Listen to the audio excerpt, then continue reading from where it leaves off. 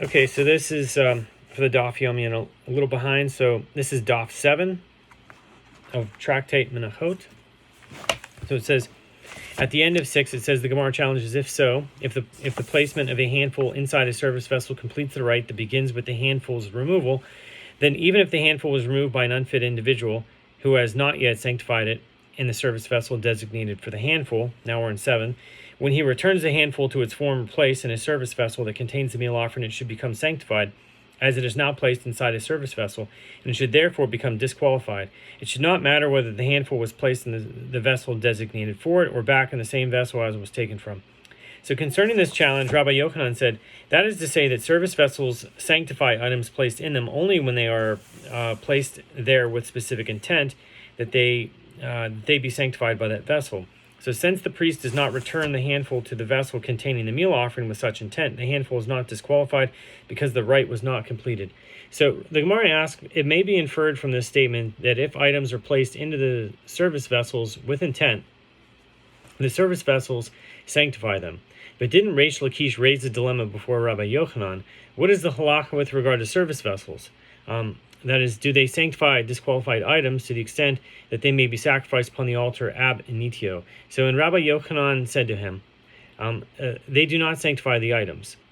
The Gemara responds that this is what Rabbi Yochanan said. They do not sanctify the disqualified items that are placed inside them to the extent that they may be sacrificed, but they do sanctify them to the extent that they are disqualified. So Rav Amram says, even if service vessels sanctify items without specific intent, it is possible to return the handful to the meal offering without the vessel sanctifying the handful, such as in the case where he returned it to a heaped bowl. He placed the handful upon the heap of flour in such a manner that the handful did not enter the airspace of the vessel containing the meal offering. Consequently, the handful is not sanctified by the vessel. So the Gemara asked, but if the meal offering was heaped, how was he initially able to remove a handful from it? The handful must initially be removed from within a vessel. Rather, it is possible to return the handful without sanctifying it in a case where he returned it to a full tufufa bowl. It was full to the brim, but not heaped. When the priest initially removes a handful from such a vessel, he removes it from inside the vessel, but when it is returned, it does not enter the airspace of the vessel. So the Gemara asked, but once he removed a handful, he formed a furrow in the surface of the meal offering, and therefore when he returns the handful to its previous place inside the vessel, he is in fact returning it to a spot within the vessel, the furrow. If so, the handful should be sanctified to the extent that the vessel disqualifies it. The Gemara responds, when he returns it to the vessel containing the meal offering, he does not place it directly in the furrow. Rather, he lays it on the wall of the vessel and moves the vessel, and the handful falls by itself into the furrow. So in this manner, it is as though a monkey rather than a person returned the handful to the furrow, and the handful is therefore not sanctified. So the Gemara returns to its discussion of the opinion of Ben Betera. So Rabbi Yirmiyah said to Rabbi Zera, and let one interpret Ben Betera's ruling as speaking of a case in which the handful is not sanctified by the vessel containing the meal offering, such as where he returned it to a vessel that is resting upon the ground. Rather, the fact that this was not suggested indicates that service vessels sanctify items placed inside them even while resting on the ground. Is it correct to conclude from here that one may remove a handful of a meal offering from a service vessel that is resting upon the ground? So Rabbi Zera said to him, you have touched upon a dilemma that was already raised before us when Rabbi Avimi was learning Tractate Menachot in the study hall of Rav Chisda. The Gemara interrupts this statement with a question. And did Rabbi Avimi really learn in the study hall of Rav Chisda? But didn't Rav Chisda say, I absorbed many blows from Avimi as a result of that halacha? That is, Avimi would mock me when I questioned his statements with regard to the sale of orphans' property by the courts, which were contradictory to the ruling of a particular baraita. So Avimi explained to me that if the court comes to announce such a sale on consecutive days, then it is announced for 30 days in accordance with that baraita. But if it will be announced only on Monday, Thursday, and Monday, then it is announced over the course of 60 days. If so, Rav Chisda was in fact the pupil, while Rav Avimi was his teacher. So the Gemara answers, Avimi was in fact the teacher, but Tractate Menachot was uprooted for him, that is, he forgot it, and Avimi came before his student Rav Chisda to help him recall his learning. So the Gemara asks, if Rav Chisda was in fact Avimi's student, let Avimi send for him, and Rav Chisda come to Avimi. So the Gemara responds, Avimi thought that this would be more helpful in this matter. That is, that by exerting the effort to travel to his pupil in order to learn from him, he would better retain his studies. The Gemara returns to the statement of Rabbi Zera. So Rav Nachman encountered Avimi upon his return from the study hall of Rav Chisda. So Rav Nachman said to him, how does one properly remove a handful from a meal offering? Avimi pointed to a vessel that was resting on the ground, and he said to him, from this vessel one may properly remove a handful. So Rav Nachman said to him, but may one remove a handful from a vessel that is resting on the ground? And Avimi said to him, when I said that such a vessel may be used, I meant that one priest would first raise it from the ground, and then another priest would remove a handful from it. So Rav Nachman proceeded to ask Avimi another question. How does one properly sanctify the meal offerings? So Avimi pointed to a vessel that was resting on the ground and said to him, the priest places it into this vessel. So Rav Nachman again said to him, but can one sanctify a meal offering in a vessel that is resting on the ground? And Avimi said to him, when I said that such a vessel may be used, I meant that another priest would initially raise it from the ground, and only then would the meal offering be placed inside of it. And then Rav Nachman said to Avimi, if so, then you require the involvement of 3 priests. That is, one to raise the vessel, one to sanctify the meal offering, and one to remove the handful from the meal offering. So Avimi said to him, and let it require even 13 priests, just as the service of the day, the daily burnt offering required the involvement of 13 priests. So the need for several priests presents no difficulty. So Rav Nachman raised another objection to the statement of Avini from a Mishnah that discusses the halacha that improper intentions during the service of a meal offering disqualify it. So this is the principle.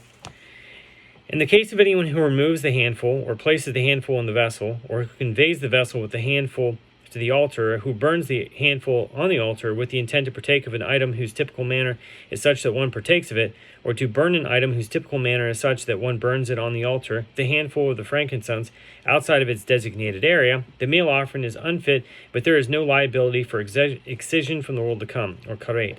So Rav Nachman explained his objection.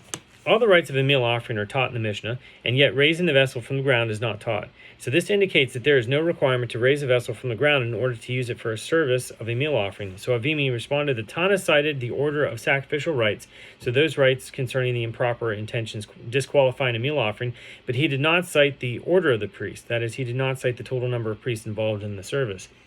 So on the same topic, the sages raised a dilemma before Rav Sheshet. What is the halakha with regard to the permissibility of removing a handful from a vessel that is resting on the ground? Is this removal valid?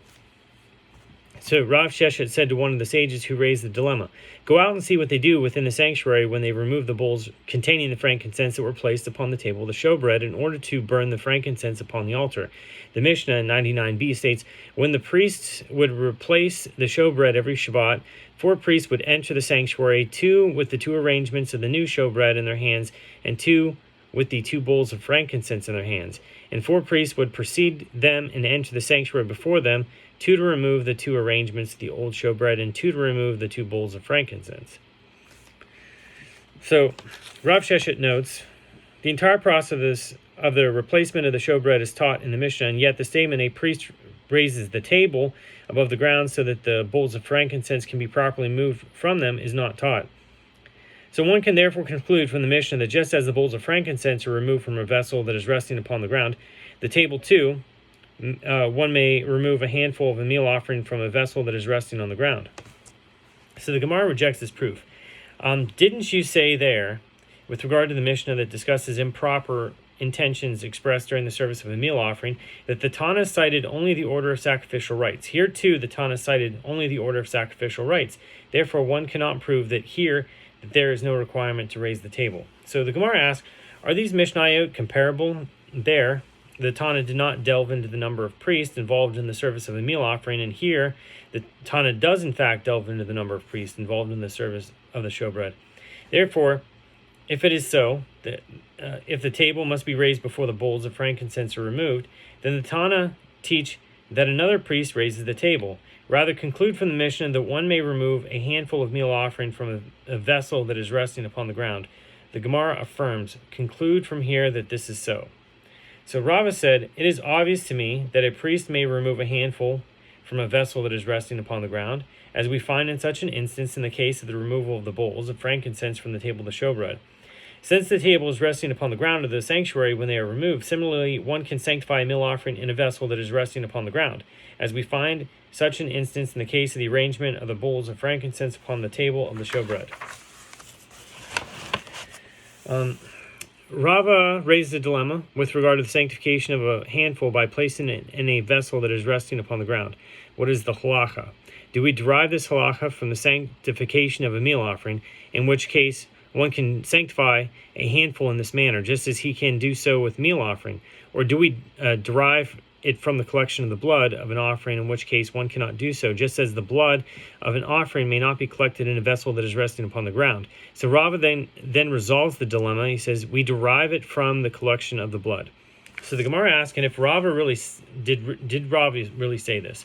And the halacha with regard to the sanctification of a handful derived from the collection of the blood, but it was stated with regard to full measure of a handful that a priest divided and placed in two vessels. Rav Nachman says that it is not sanctified, and Rava says that it is sanctified. So, and if it is so, that the halacha of the handful is derived from the collection of the blood, then let Rava derive from blood that the handful is not sanctified in this manner, just as the blood is not sanctified when divided into two. So the Gemara responds, Rava retracted that statement and ruled that a handful is not sanctified when divided and placed into two vessels. The Gemara further discusses the halacha with regard to the collection of the blood. And with regard to blood, from where do we derive that it is not sanctified in halves? That is, when collected in two vessels. It is derived from that which Rav Tachlifa ben Shaul teaches with regard to the water of purification. If the priest sanctified the water in two vessels in such a manner that he sanctified less than the amount of sprinkling in this vessel, that is, then there was enough water into which he could dip a bundle of hyssop and sprinkle the water with it. And he sanctified less than the amount of sprinkling in that vessel, then he has not sanctified the water. So even if he subsequently combines the contents of both vessels into a single vessel, the water is not sanctified. The Gemara continues, and a dilemma was raised before the sages with regard to the collection of blood of a sin offering for the purpose of sprinkling upon the altar. What is the halacha? Is the ruling with regard to the water of purification a halacha transmitted to Moses from Sinai, in which case the halacha with regard to blood may not be derived from it, as we do not derive other cases from a halacha transmitted to Moses from Sinai? So the Gemara explains the other side of the dilemma, or perhaps there, in the case of the water of purification, what is the reason that it is not sanctified? It is possible that the reason is that it is written in a verse that is referring to the water initially placed in the vessel. So, and dip it in the water, Numbers 19:18. If this verse is the source of the halacha, that the hyssop may be dipped in the water of purification, only when there was initially enough water in the vessel for sprinkling, then here too, in the case of the blood of a sin offering, isn't it written, and the priest shall dip his finger in the blood? Leviticus 4:6. The Gemara continues, and it was stated with regard to this dilemma. Rabbi Zarika says that Rabbi Elazar says, even in the case of the blood, one has not sanctified it if he collected less than a full measure of blood in a single vessel. Rava said that this is also taught in a Braita with regard to the bowl of the anointed priest. The verse states, and the priest shall dip his finger in the blood and sprinkle the blood, Leviticus 4:6. From the term, and the priest shall dip, it is derived that there must be enough blood inside the vessel in which to dip his finger, and there should not be so little blood that he must resort to wiping his finger along the walls of the vessel. So the Braita continues, additionally from the term in the blood, it is derived that there should initially be in the vessel containing the blood a measure fit for dipping his finger. Furthermore, it is derived from the term of the blood that he must sprinkle from the blood of the matter, as will be explained.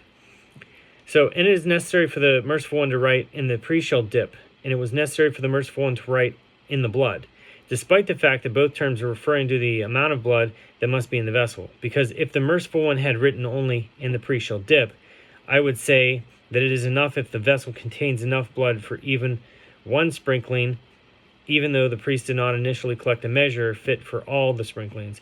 That is enough with which to sprinkle 7 times. Therefore, the merciful one writes in the blood. And if the merciful one had written only in the blood, I would say that if there was initially a full measure collected in the vessel, then the sprinkling is valid, even if now the priest must resort to wiping his finger. Therefore, the merciful one writes, and the priest shall dip, indicating that the priest must be able to dip his finger into the blood and not have to wipe it on the walls of the vessel. So the Gemara returns the last statement of the Braita, that the priest must sprinkle from the blood of the matter. This statement serves to exclude what? So Rava said it serves to exclude the remainder of blood on his finger from the previous sprinkling.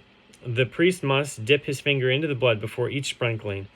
He may not sprinkle with the blood that remains on his finger from the previous sprinkling.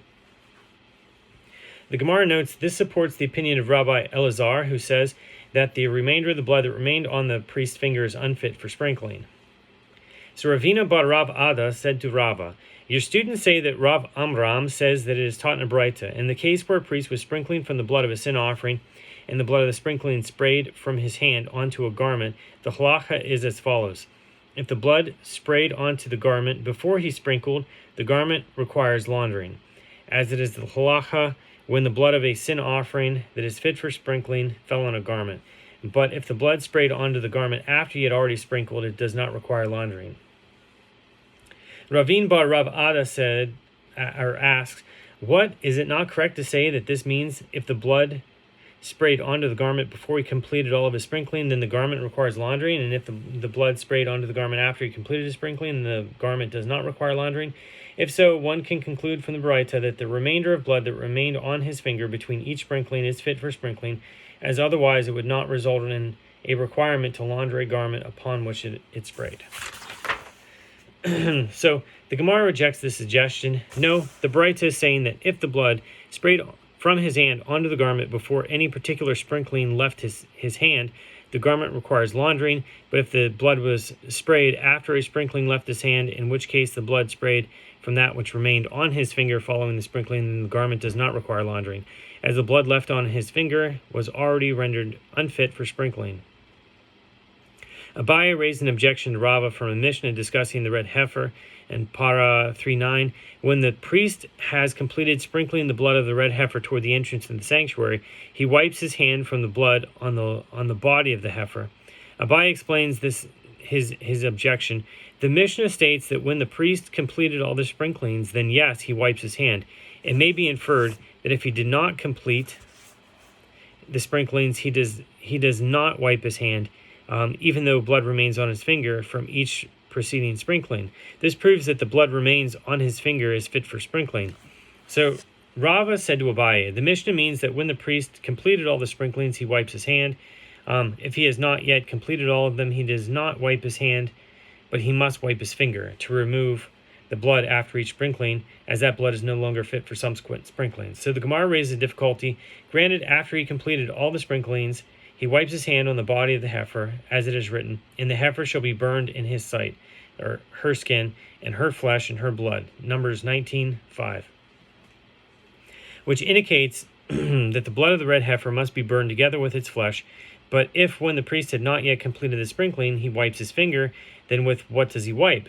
Because if you say that he wipes his finger on the body of the heifer, the Mishnah should have taught he wipes his hand and his finger on the body of the heifer. Rather, from the fact that the Mishnah does not teach this, that he wipes his finger on the body of the red heifer, one can conclude from this Mishnah, that his finger does not require wiping between sprinklings. So Abaye said he wipes his finger on the edge of the bowl containing the blood, as it is written, atoning bowls of gold, Ezra 1:10, which is referring to bowls containing the blood. The root kafar can also mean to wipe. So kefore, so atoning bowls, kefore of gold. So he's talking about the root kafar can also mean to wipe. So the Gemara returns to the issue of the sanctification of blood collected in two vessels.